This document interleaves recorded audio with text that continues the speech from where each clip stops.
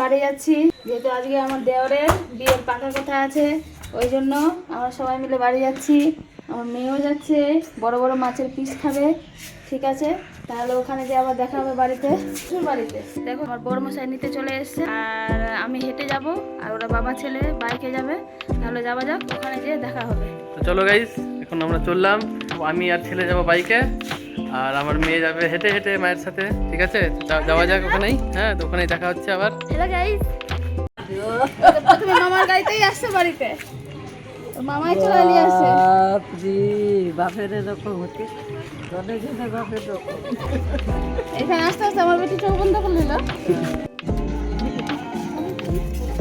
দেখো আমরা বাড়িতে চলে আসলাম হেঁটে হেঁটে, আর আমার মেয়ে ঘুমিয়ে গেছে। কি অসুবিধা,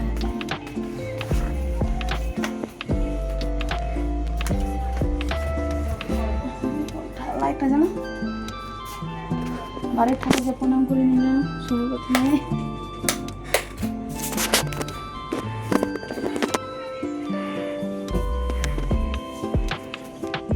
নিজের রুমে যাচ্ছে। হ্যাঁ, কি হয়েছে বলো? একটা জিনিস দেখো, বলো। আর আমার ছেলে তো একদম দৌড়ে উঠে গেছে বিছানার মধ্যে। দেখো, আর আমরা এখন চলে আসলাম আমাদের ঘরে।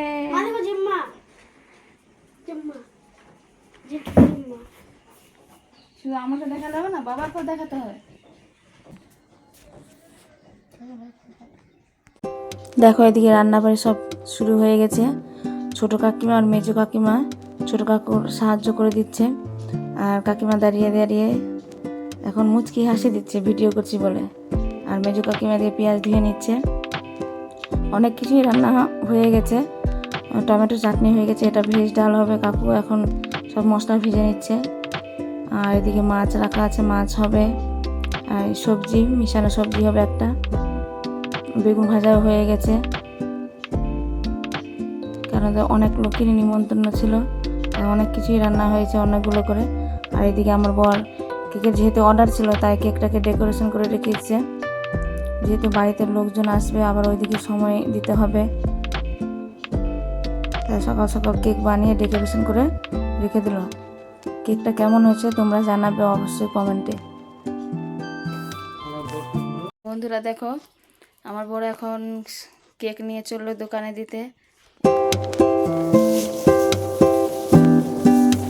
আমাদের কেকের দোকান আছে হরিশ্চন্দ্রপুরে, তাই তাড়াতাড়ি করে কেকগুলো দিয়ে চলে আসবে, যেহেতু বাড়িতে অনুষ্ঠান আছে, বাড়িতে তো থাকতে হবে আবার। এইদিকে দেখতে পাচ্ছ তোমরা, আমার মেয়ে একদম ঘুম দিচ্ছে, আর এখন ঘুমিয়ে নিচ্ছে, রাতে জাগবে।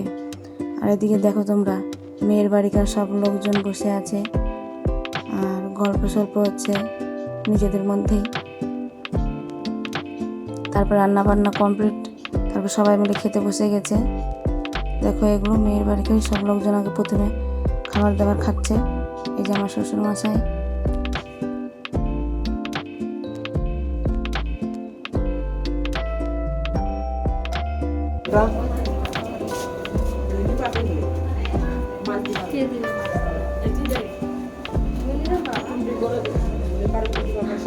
যেহেতু আমার ছোট বেবি, তাই আমি আগে খেতে বসে গেলাম। এই যে আমার কাকা শ্বশুর খাবার দিচ্ছে। এখন আমরা খেতে বসেছি সবাই মিলে না, এখন বড়ের সাথে এই যে বড়ের সাথে কাকি শাশুড়ি খাওয়াচ্ছে, শ্বশুর খাওয়াচ্ছে, আর কাকু, সবাই মিলে আমরা খেতে বসে গেছি।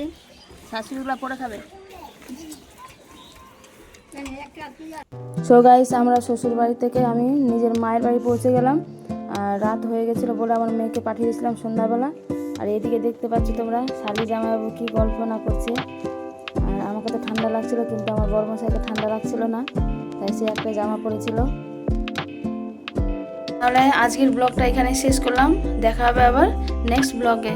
এদিকে আসো তুমিও একটু, অন্ধকারে থাকবা। ঠিক আছে, তাহলে গুড নাইট।